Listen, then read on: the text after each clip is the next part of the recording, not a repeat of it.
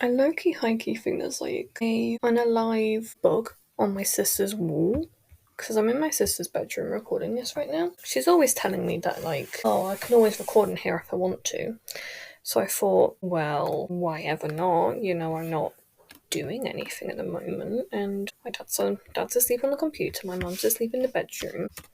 So why don't I, like, record a fun podcast while like the computer decides to have an absolute freak out on me and just sort of kind of have fun? Question mark? I don't know. I'm actually so surprised about this, like considerably surprised that I've never done an episode on KATSEYE.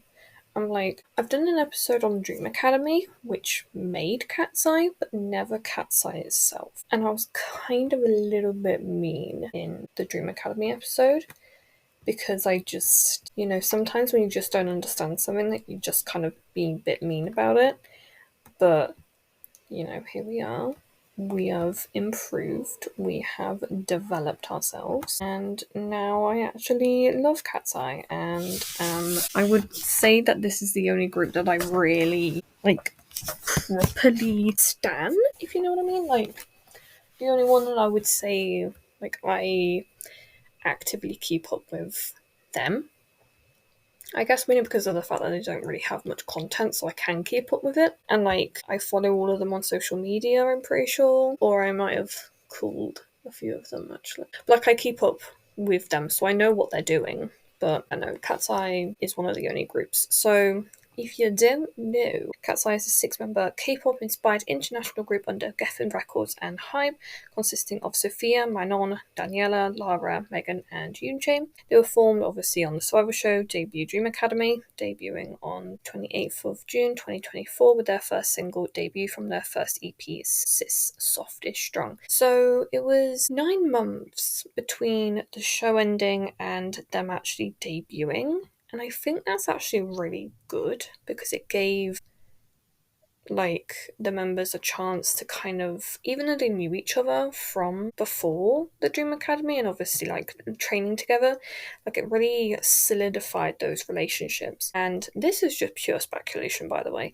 I actually think that the reason why they had such a long time between the Dream Academy finishing and debut, literally like their song debut, is because Manon, she needed to develop her skills. Now, I don't know whether or not that's actually true because, you know, I wasn't there, but from what I can ascertain, that does seem like perhaps a logical explanation.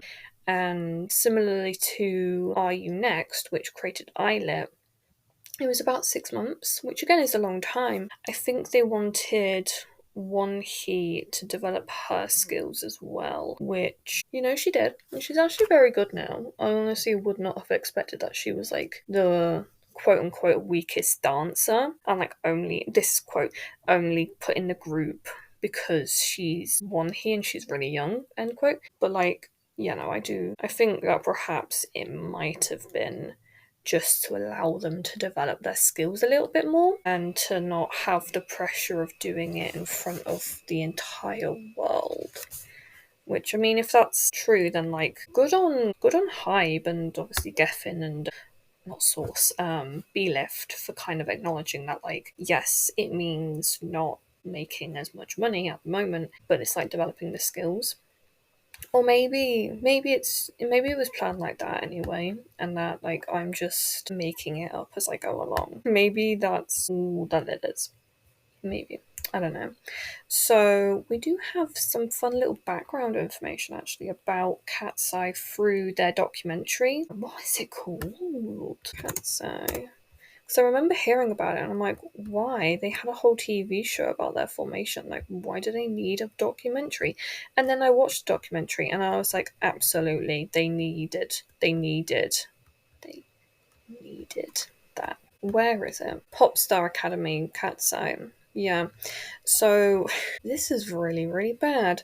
I'm about to probably stick my foot into the flames. So Popstar Academy, it documented the members' development from, when was it? It was, I believe it was actually right when I became a K-pop fan.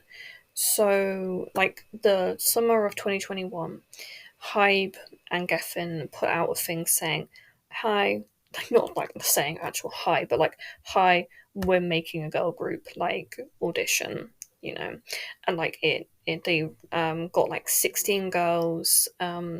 Sophia was actually there, and Daniela and Megan were already there too in those group of girls. And there was this girl, I think her name was, yeah, I'm pretty sure it was Abby. She actually got cut within a month because like she wasn't doing as well. And like a lot of people went on to say like, well, why did you bring her on if you didn't think that she was gonna do well? And I kind of have to agree in that aspect, but I'm also like, sometimes you just don't know quite how the cookie's going to crumble before it does. So they obviously documented the development of the girls and like showed a few eliminations and stuff. There were a few contestants that weren't even, or like not contestants, but like girls that weren't even talked about, which, I assume is because of the fact that like they were cut early on and stuff like that. And then they announced Manon. And the thing is with Manon is that because she grew up in a different culture, she wasn't actually aware of the fact that in America you put your heart and soul into everything that you do. It's very much like a work, work, work, work, work environment, instead of, oh, you can work if you want to, and like you can take rests if you want to, and this, that, and the third. And like Manon didn't really understand that, and the girl and the woman who was the creative director behind it, or like one of the members of the staff, she actually went on like when confessional interview portion and said like, if it was up to me, Manon wouldn't be in the group. And considering what I've seen and stuff from like the documentary standpoint, I actually do agree with that. And some people did think it was due to race and stuff like that, and the reason why like they didn't want her and stuff. And like she was actually really loved when it was first announced that she was going to be a person, and it ended up in the elimination of someone who actually was really good, Adela. And so it was so awkward being a part of it, because you knew, like when Dream Academy was first announced, you knew nothing about the contestants, you knew nothing about what they were like. So I'm like, you like them with no preconceived notions about them, and then you find out that she's actually not as good. So I'm like, well, you didn't know.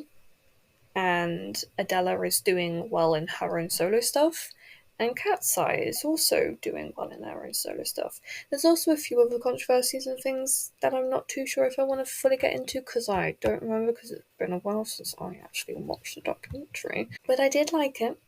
It was a little bit hard to get through at points, I won't lie. Mainly because of the fact that like there was obviously like in they try like the people try and get some like documentaries, you try and the makers try and get you to hate someone. So then obviously if you go through a certain amount of time not hating someone, as soon as like there's someone to quote unquote hate, you're gonna latch onto that and stuff. But I watched a few videos and reaffirmed myself in wanting to watch it, so I did. And yeah, no, I really like the show, and I really do feel like Manon knows what's up now, and she knows how to play the freaking game, and she knows she needs to do the shit to get to where she needs to be. And I really do appreciate that. And I appreciate that, like, the girls all understand that. And, like, Manon understands that. And it's not supposed to be um, like this imposing force. And, like, you're gonna be kicked out the group and stuff because you're not good enough. Like she's proved that she can do it and stuff. So yeah, we're gonna move on to the members. So the group meaning. So obviously, a KATSEYE is a gemstone that is iridescent in color. The different colors within the gemstone represent the uniqueness of each member. And the idea to change from the seed to a K was actually Lara's idea, and it wasn't shown in the documentary, but originally it was meant to be, and obviously like cat, like an actual cat, eye. And there was like a few other different names, but like I feel like Cat's Eye is just so them. Like I genuinely think it's just so them. It's like actually unreal. And yeah, it was her idea and it made it look cooler. So the fandom name is obviously Icons, which is a portmanteau of I from KATSEYE and Icon. And obviously they don't have a fandom colour because that's not really a thing, unfortunately. But I would assume like purples are just like, you know, classic and they just work quite well with KATSEYE. And it was announced in April of 2024, a pre-debut video, because they did a lot of them, that the dorm arrangements are, this is all in one like house. Manon and Daniela in one room, Sophia and Yunche in another, and Lara and Megan in another one. And, you know, they did like a move-in day video, and they had to like, was it these ones where they had to make chairs? Because they did a lot of videos pre-debut, and then it just unfortunately stopped when it was like a yoga video, and I really hope that they continue on to do that sort of stuff. And they did like something for Halloween, but they only had like 4 members in it because my mum and Megan weren't very well, so you had to go. Yeah, I really do hope that they carry on making those in the future, but you never know. So, first member we have is Sophia. Sophia is Elizabeth Guerrero Laf. She is the leader, born on the 31st of December 2002, making her a Capricorn and a horse. And her representative colour is purple, and her dream charm is the Dream Anchor. And yeah, she can speak English and Tagalog, which I assume is the language of the Philippines. Is it? I don't know. Tagalog, an Austronesian language spoken in Luzon and neighbouring islands and forming the basis of the standardized national language of the Philippines, Filipino. Its language has been much influenced by Spanish and English, and to some extent by Chinese, Sanskrit, Tamil, and Malay. Okay. So Tagalog is an Austronesian language spoken as a first language by the ethnic Tagalog people, who make up a quarter of the population of the Philippines, as a second language to the majority, mostly as or through Filipino. I genuinely thought that Filipino was a language. Is that not a language? Are we having like an existential crisis right now? Are Tagalog and Filipino the same? So they're varieties of dialects of the same language. Okay, right. Right, let's just click on the Philippines. Officially called the Republic of the Philippines. Shit and bricks.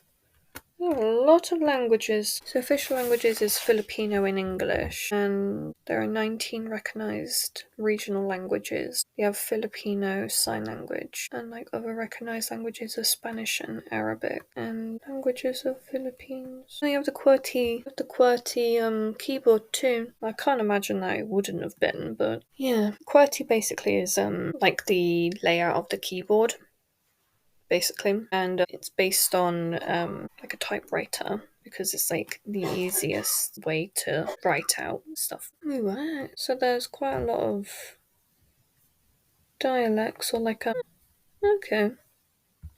Well, we can't get ourselves distracted now. So Sophia is also Christian, and she graduated from high school in 2021, which is the same year that I got kicked out. God, I'm never going to stop moaning about that. Never. So next one we have is Manon. Okay, there's spooky noises happening in the house now.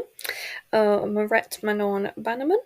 She was born on the 26th of June 2002, making her Cancer and a horse, and her representative colour is yellow, and she is the Stellar Tiara. And she was born in Zurich in Switzerland. Her mum is Swiss Italian and her dad is from Ghana, so she's ethnically, ethnically Swiss Italian Ghanaian, and her charm symbolizes the light of hope, royalty, beauty, and elegance, reflecting her desire to uplift those around her with her wisdom and positivity. And her Ghanaian name is Sarpong. She can speak Swiss German, which is her first language, German, English, and a little bit of French, and she's also learning Spanish from Dan.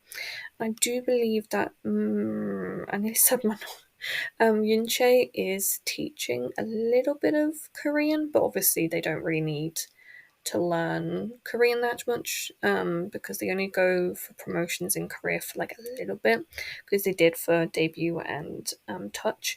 And honestly, I love those performances, even if like I don't know what the team at those TV shows did, but they did something to those mics, and I will never forgive them for that. And Manon is also a photography model, which I am not surprised because she is gorgeous. She's also allergic to strawberries. I actually knew a girl who was allergic to strawberries. She went to the same childminders as I did for a few years, yeah. She was allergic to strawberries and she never spoke. Well, she did speak eventually, but like she was really, really shy and we were always trying. This sounds really bad in retrospect, actually, but we used to like go up to her and be like, speak, speak. We would like low key bully this girl into like speaking, and like now I'm like, oh wow, that was actually really bad and we probably shouldn't have done that. But, like at the time, this was back in the early 2010s when it wasn't okay, but it wasn't not okay. Like, it was kind of just kids will be kids, but like, I probably wouldn't do that now. I would just kind of accept and just be like, okay, you don't have to talk if you don't want to. But yeah, if Manon had any superpowers, she would choose teleportation to allow her to travel anywhere, but mostly back home to Switzerland. So the next one we have is Daniela. Daniela Andrea Anavinzi Lorente. I apologise if I'm mispronouncing any of those names. I know I am. But like, we just have to apologise. And she was born on the 1st of July 2004, making her a Cancer and a monkey. And she has the representative colour of sky blue, and she has the Guardian Shield. She was born in Atlanta, Georgia, and lived in Los Angeles, California, which is obviously where the girls are based now. And her charm symbolises bold confidence, strength, courage, and loyalty. And she can speak in both English and Spanish. And one of her nicknames is Danny. And she's ethnically Venezuelan, Cuban, and Italian.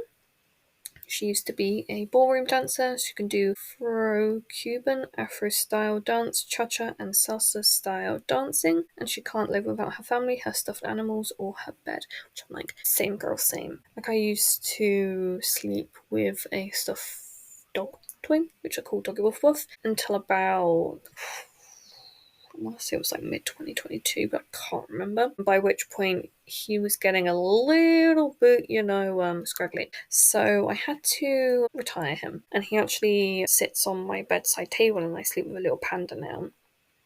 Because I've always had to cuddle something. I think it's like from the desire to always be hugged and stuff, and wanting that like tactile pressure on me, so I hug something and it makes me feel calm enough to be able to sleep. Yeah.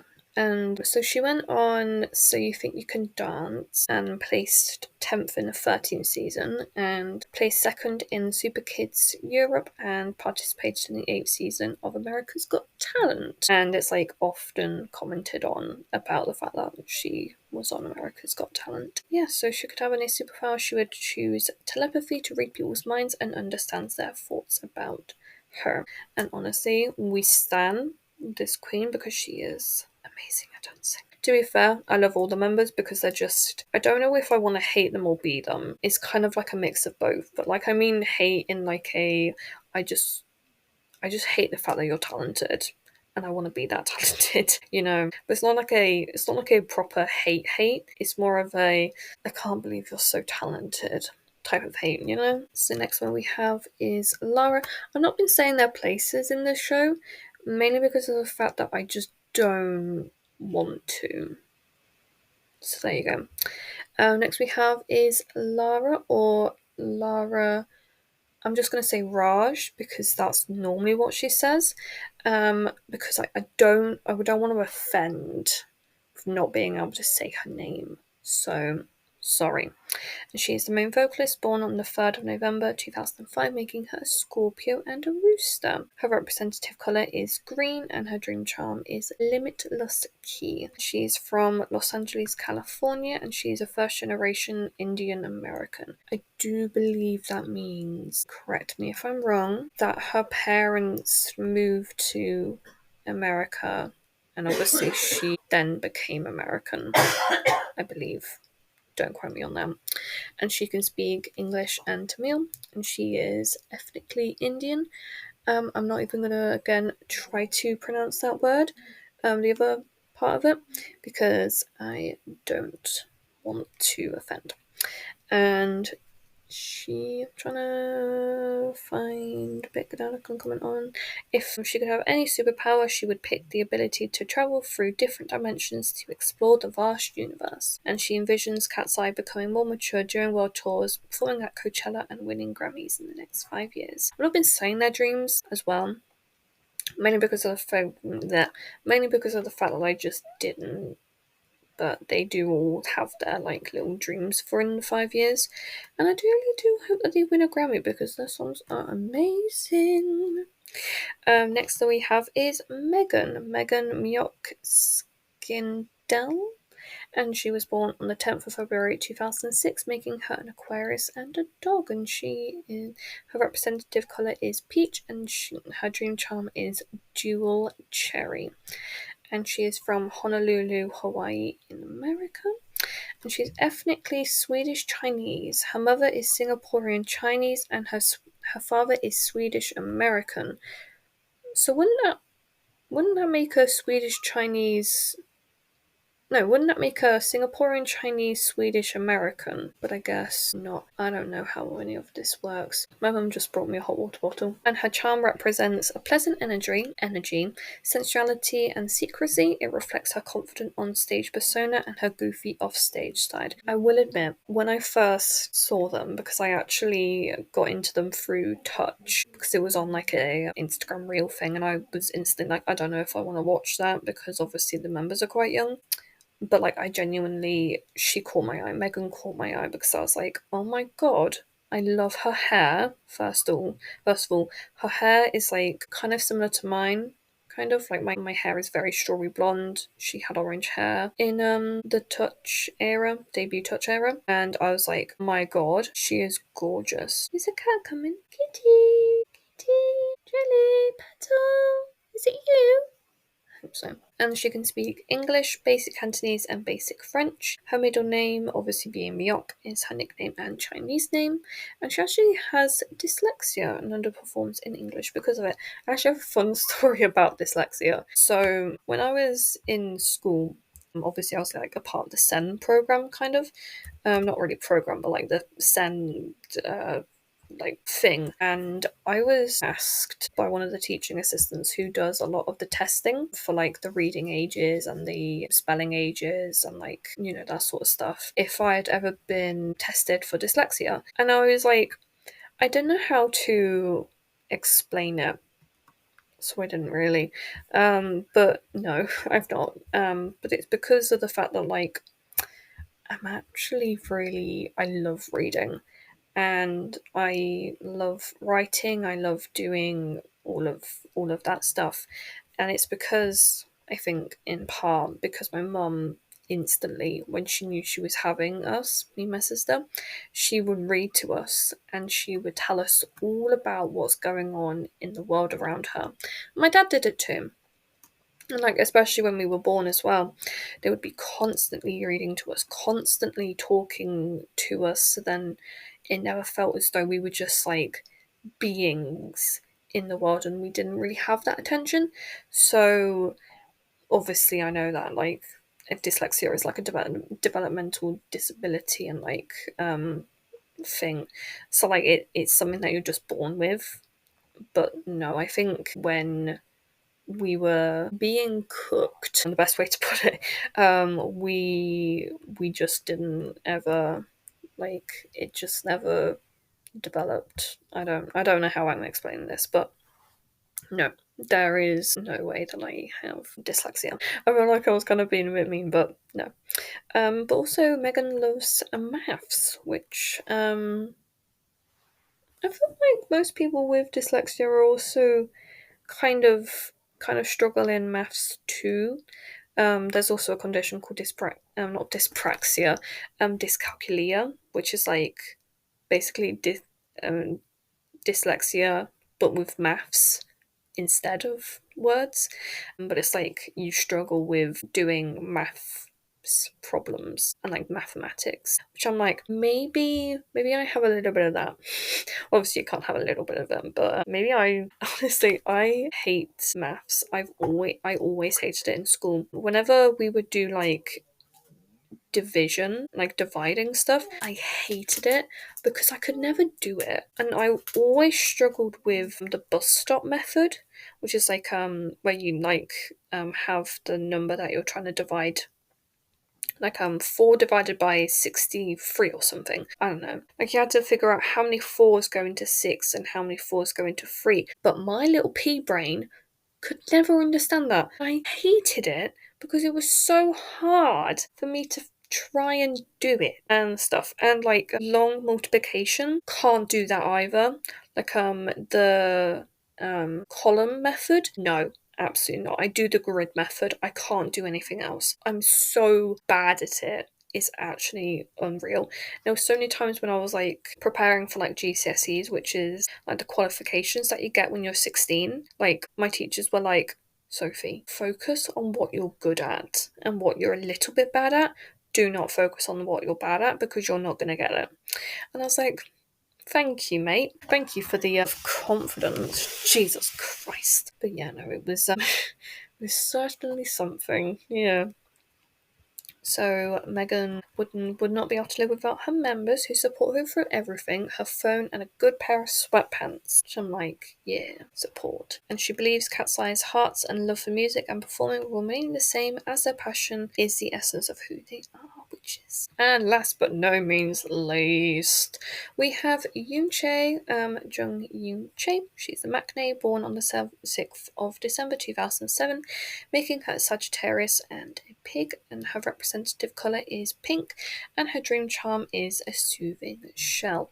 And honestly, like seeing her, I'm like, yeah, she is quite soothing, but I'm also kind of like her confidence from obviously we've like seen like they did a Christmas YouTube video, so we were able to see how far she's gotten in a year in speaking English, and my girl, she is so good at speaking English now. I'm like, holy shit.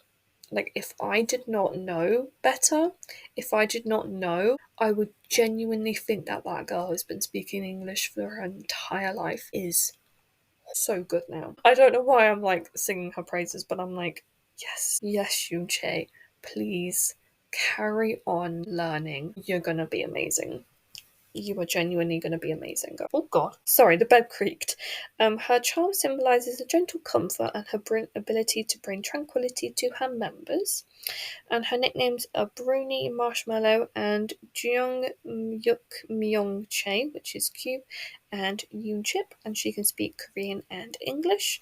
And she actually auditioned originally for CJENM in 2020, so she actually does know the IZA members.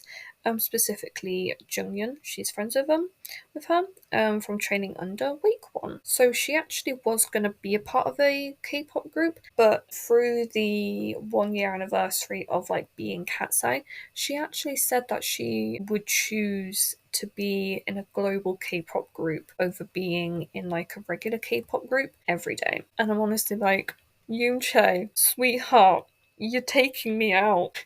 It's just so sweet. I love it. I love it so much. Yeah.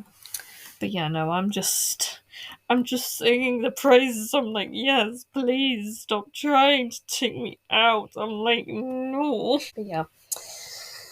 Yeah, that is KATSEYE. Is there any more that I can talk about? I don't know. But they do all support each other, like the Dream Academy members and KATSEYE. It's all very, very refreshing. But yeah, thank you as always for listening, and I will talk to you guys again very, very soon. Bye!